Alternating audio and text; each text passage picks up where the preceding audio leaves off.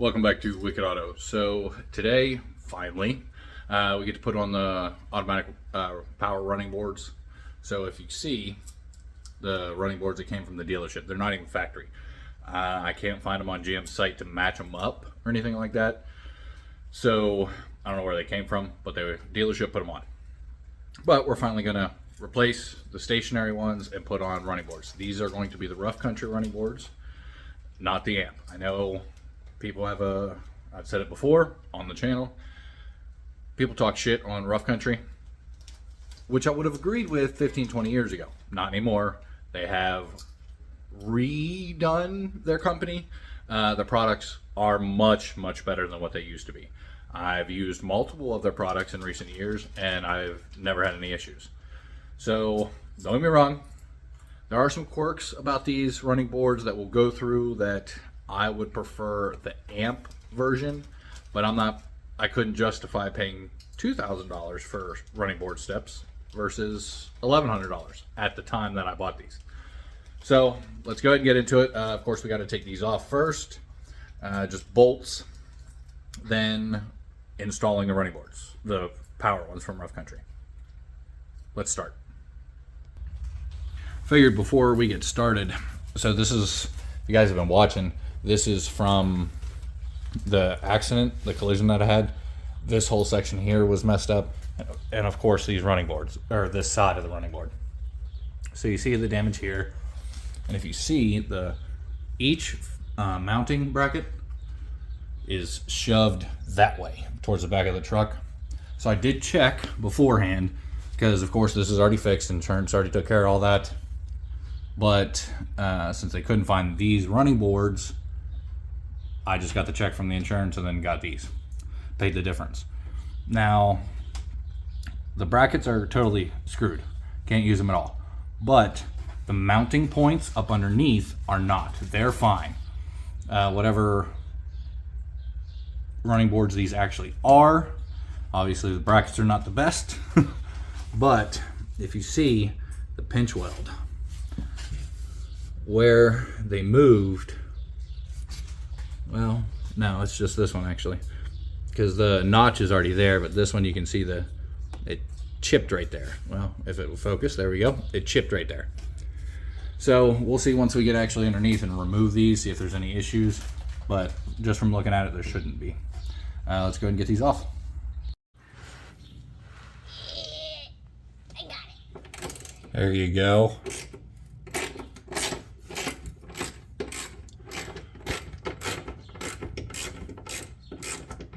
Good job.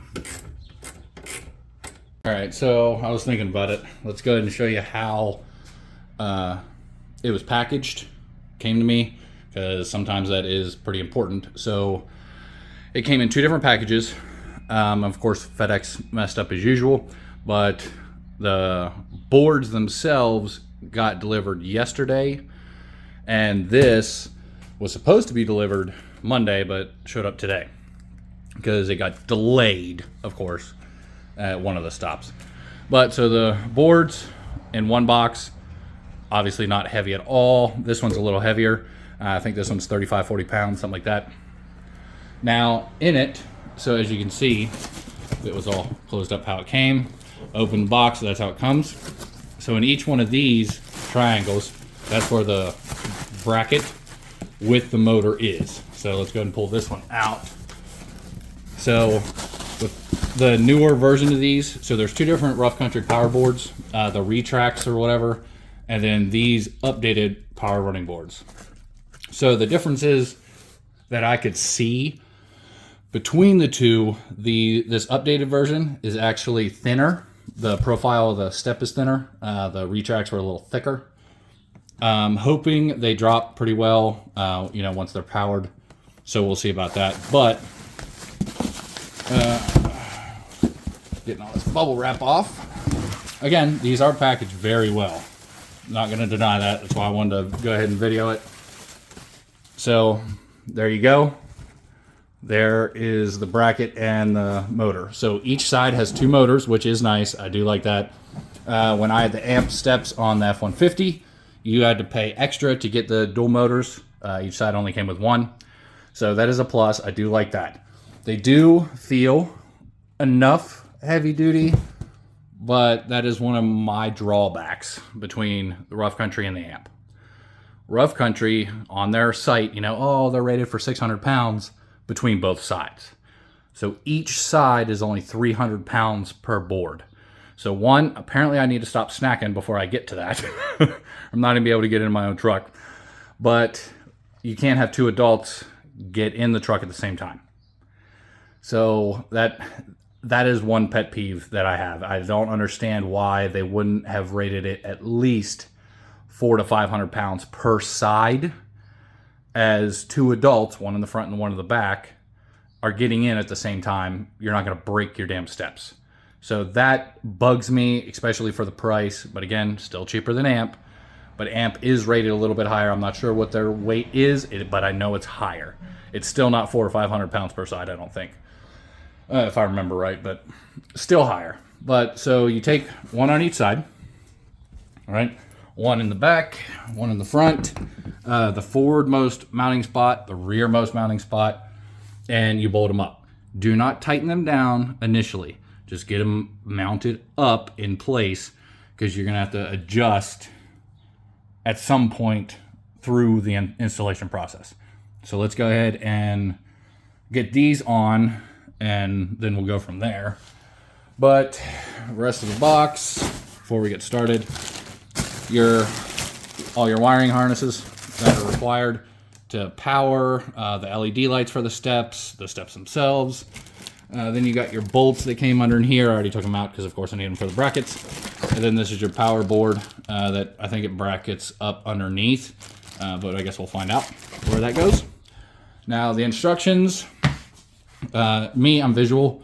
That's why I make videos, because there's more people that are also visual. I'm not going to read this stuff off of a book. So I also could not find any instructional videos on installing these for the new ones. There is a Retrax instructional video, but not the new set of running boards. So hopefully this helps. But, I mean, you get an idea from this, and then you watch the video. So let's go ahead and get those put on and keep going through the process. All right, so I got the front one on. I'm telling you now, so this is already, the first step is already pissing me off, and Rough Country is stupid. So they give you, first the instructions are wrong, and this is why I don't follow instructions. So instructions say use the supplied 13 millimeter washers, lock washers, and bolt, right, to mount these up. First, they're 10 millimeter bolts, and there's only one washer. No washer, and then lock washer. You get these stupid U washers. So you can't even put the damn bolt up in this because the little U washer keeps falling off. So you have to damn near tighten them on both bolts, held on by two bolts, hole there, hole on the bottom. Damn near tighten them in just to slide this in so it doesn't fall out on you. Because I tried to hold it and tighten it and hold the bracket at the same time. I got hit in the face by the washer 5 or 6 times. So just a heads up for anybody else that's installing this. Rough Country done messed up. So one bolt in, and there's no room to do this with a drill. Barely enough room to do this with a socket or a ratchet. So also a heads up.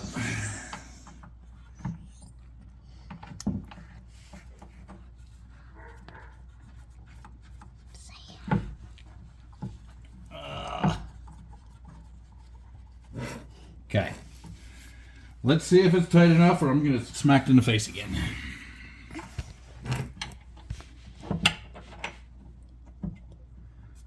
And of course, yes, I'm putting the U facing downward.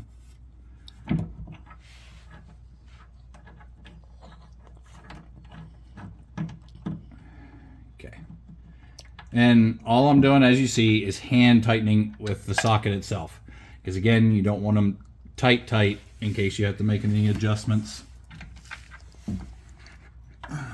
throughout the process.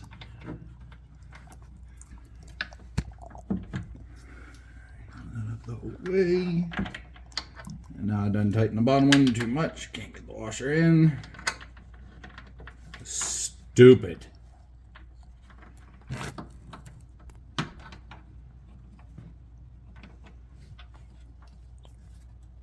All right, it's on. All right, let's go to the next step.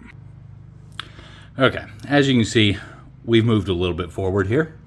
So the only information I could find online, I don't know, I can't remember if it was reviews or what, but it said it took people like 4 or 5 hours to put this on. I don't see how.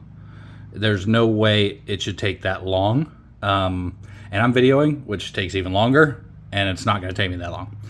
But, so I got those on, right, the brackets, and that's where we left off. Then you come under and you install the board, right? Move this shit out of the way. So you install the board. This is on the passenger side in the middle bracket holes. So it, again, instructions were garbage. Install the 13 millimeter washers or bolts, washers, and lock washers. So these bolts, again, like I said, are 10 millimeter, but the thread pattern does fit. So the thread pattern is a 13, the head is a 10, but they didn't come with any washers, nothing. Well, of course, if I do anything with any kind of bolts, washers, anything like that, I always keep extras. So luckily I had a lock washer and a regular washer to fit both of them, top one and bottom one. So I'm actually going to see if I have enough lock washers. I'll go back and redo the bolts for the mounting brackets and add the lock washers. If we'll see how many I have that fit, but I'll go back and do that. So then once you have this installed, you take your wiring harness and go ahead and plug it in. So there's 4 actually. So you have the giant one on the top, the middle one in there, and then these 2 on each side. A black one and then a red one. This one's red. You can see a little bit coming through there. Guess I got to squeeze that a little bit more. But that's what you plug in there. And then, so there's 4 different harnesses that come out of here, right? See it right there? So one is obviously a lot shorter. That's going to be the passenger side where the box, the circuit box is. The longer one, which actually has this extra coating on it, is going to go underneath the truck over to the driver's side. This one, it has the positive, negative, and the fuse at the end of the wire that goes to the battery. And then this one with these 4, 2 blacks, a brown, and a white. So these, I believe they're for the magnets, because that's how these running boards work, which is my other complaint versus the amps. But we'll see if that's where it goes as we get through it. Talk about the complaint between the amps. So the amp power boards, at least said I had, I don't know if they've updated, which I don't think they have. I believe they still do this. The power runs from the driver's side and it plugs into your OBD2 port underneath your driver's side in your footwell. It plugs into there. That's how they are operated. Now, of course, you still have the battery and all that, but it plugs into the OBD2. Their original set, Rough Countries, their retracts, they plugged into the OBD2. These do not. These have magnets that you put one onto the frame, one onto the door, and every time you open and close, the magnets connect or disconnect, causing the running boards to open or close. And that's what those are for. I'm not a fan of that. I like the OBD2 port connection. Amp Steps even sells an extra connector to where you can plug the extra connector into the OBD2 port, plug in the steps, and still have an open slot. That's an OBD2. So in case you need codes ran or something like that, you don't have to unplug your steps, plug them back in. You always still have that open port. So I like the OBD2 better. But again, when I paid for these, they were $1,100 versus the cheapest set of amp steps I could find online anywhere for this truck was $1,700 before taxes.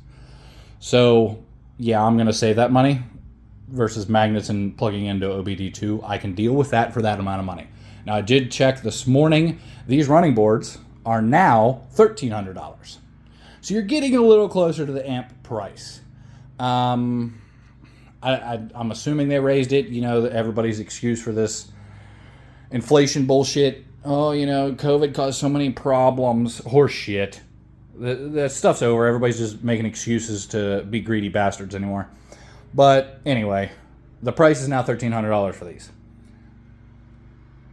If Amp did not raise their price, and the cheapest set you can find online, normally, I mean, everybody has sales from time to time, is $1,700. Now, you're getting a little closer into that. It's worth the extra money. $400 difference. I would probably pay that for the amps. I probably would, if their weight was 500 per side. Because again, I can't remember. But enough rambling. Let's go ahead and continue this. So I did not disconnect the battery like the instructions say. I'm not dicking with that right now. I'll disconnect it when I'm ready to connect the wiring to the truck. I'm not doing that right now. I'm not disconnecting it right now. It's an extra step to lose something. I'm going to go ahead and get the driver's side. I'm going to zip tie it up, probably to the crossbeam, and just zip tie it to that. That's what this extra coating is for. So the shield doesn't get ruined. You have an extra little, it feels like rubber kind of, to help protect the wiring. But I'm going to go ahead and tidy it up. The wires you see hanging on the driver's side there on the ground, tidy them up, tidy this up. There's a lot of extra wiring for the battery. I'm going to tuck that in underneath. I'm not going to pull that into the engine bay. That's a lot of extra wiring. Don't need it. I'm going to leave it underneath and zip tie that. We'll find out how these work. Now I'll show you how I pulled it through the to the engine bay. So if you can see, almost. So the bracket right here, I put it on that outside right here, if you can see my finger. Brain farting for a word, but I put it through. It goes behind the fender liner. And can you see? Yeah. So you can see it behind the black on the bottom of the screen is the fender liner. So I laid it under there and put it against the heat shield behind, right? So fender liner and then heat shield. And it sits up here.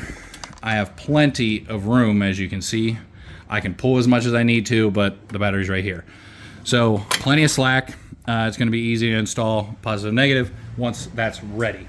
Let's go ahead and get into tightening everything up. I'll show you that when I'm done. I'm not videoing me using zip ties. If you don't know how to use a zip tie, you shouldn't be doing this install in the first place. Once we get to the rest of the wiring, that's when I'll bring the video back, because I know we have to get inside the truck, pull the kicker panels up. We got to pull the carpet back, slice into the rubber grommet that sits in the floor on at least the front two. I'm not sure if you have to do all four or the wires are just long enough. But you have to get to that rubber grommet to pull these wires through, if I'm correct about these being for the magnets. You have to pull these through, and then that's where the magnets are then you're gonna run them up along, and I mean, you can put them anywhere, but somewhere on the door frame, then somewhere on the door itself, so they connect in the same spot, right? That's one thing you gotta like triple check to make sure they're in the same spot, or they're not gonna work right. But we'll get to that. Let's tidy it up and we'll come back. Okay, so I'm done. So let's start off with, I definitely like the install of the amp steps better. I can see why people get 5 hours now. Not quite 5 hours, but it definitely took a lot longer than the 2 hours, 2.5 hours I was thinking, by how quick initially it was going. So let's start off with, you can see there's a step, right? Or the non-existent, right? You can barely see it. That's the point of having them. So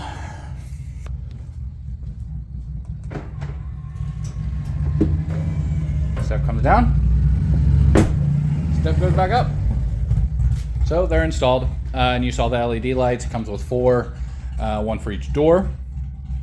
So let's get underneath. See no wires. All right. Zip tie, zip tie, zip tie, zip tie. There's a lot of zip ties. A lot of zip ties.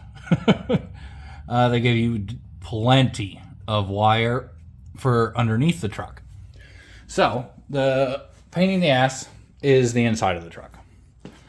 So the instructions, of course, are garbage, right? We've already come to that conclusion. So the inside of the truck all comes from the passenger side. So yes, I've already buttoned it up, and I apologize, but oh, this installation has really done me in here. So I'm just tired of dicking with the truck. Now, you pull up your kicker panels, right? Your panels right there. Pull them up. Now all you got to do, pull this one first, up and out, okay? Because this slides into the frame of the seat and goes into this panel. So up and out. This one off first. Then you just pick them up, right? That's all you do.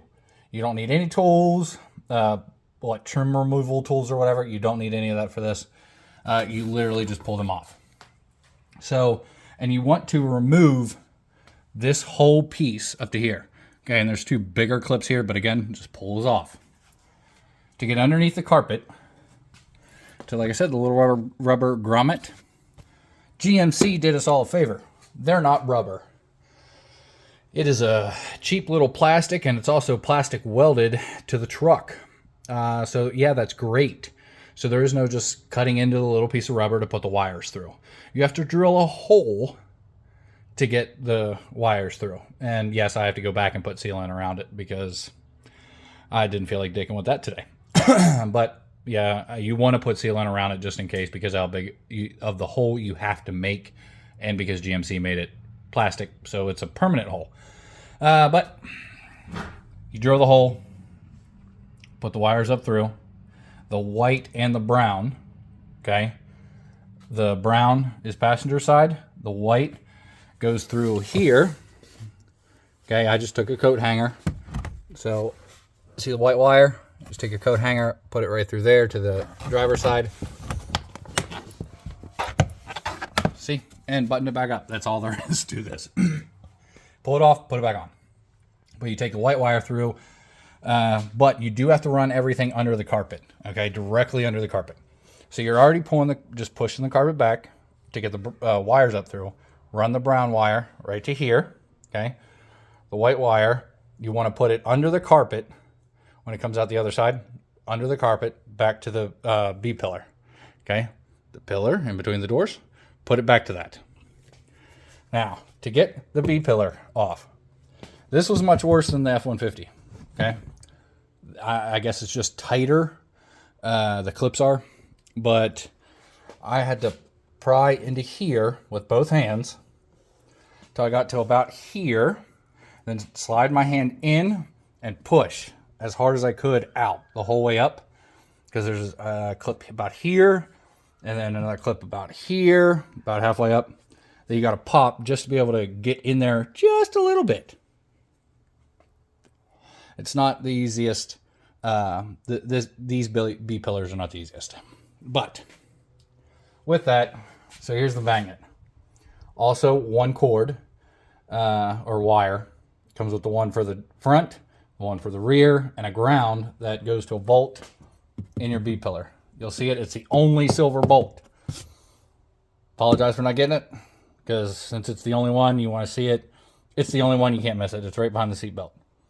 But you connect this harness to the brown wire coming out of here. Just plug it in together. And it 3M's on. Okay?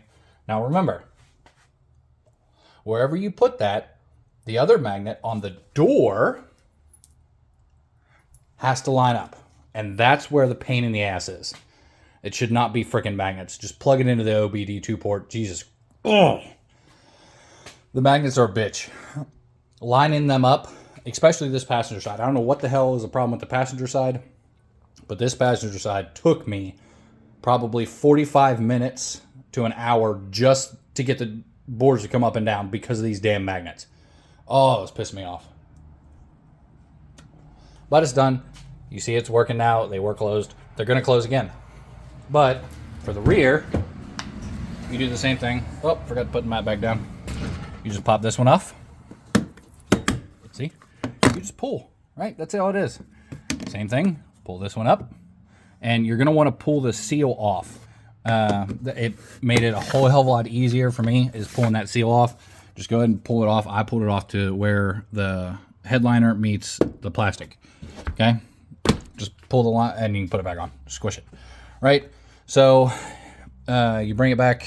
There's the rear. The bolt is about right here in the B-pillar. Okay? The only silver bolt. And then I put this one, of course, on the inside. And then there's the little magnet that touches it. Close the rear. Now this one, because I had so many issues lining this up, I put another piece of 3M behind it. You can see the little magnet right there, though. Line it up. But it's done now. And it closes. Look at that. Wow. Oh, you don't understand how big of a pain in the ass this was. Okay. So they do also give you a switch, right, to turn them on and off yourself instead of just being operated by the doors. So I just rigged it up right there at the moment. I don't know what I'm going to do with it. So the switch, you want to leave it on. So mine came in the on position. It can get pushed either way, but it's on the on position. When you plug it in, leave it on. The doors both of them will come down. So this is exactly what happened. Plug the switch in. This door, or this step, was already down, of course. Passenger side came down. Shut the door. Then reopen the door. Shut it, and then they closed. You just kind of got to restart the cycle. So, of course, I had to walk over to the passenger side, open and close the door. But just so you know with the switch, then if you turn it on and off the switch, I turned off the switch right now, the steps will come up. So just, if you're going to use the switch, plug it in at all, just leave it on and then let it be. The only reason I did do the switch is I like having these for tight parking lots. When I'm parking, to put these out for idiots that don't know how to park or common courtesy of opening the door. I don't want a door ding. These really helped. On my Ram, you could automatically put them out. Everything was operated by the screen. You just, as soon as you parked, deploy the steps, and they stayed out, right? And of course, that was leveled as well. I know it's not on the channel, but that was leveled as well, so it was high enough as well to stop door dings. I think that's it. That wraps it up. Like I said, white wire running under here. There's one for the driver's side, same thing. Magnet right there. That's how they work. And we're done. Oh man, I'm telling you, the magnets were the worst possible part. God, it sucked.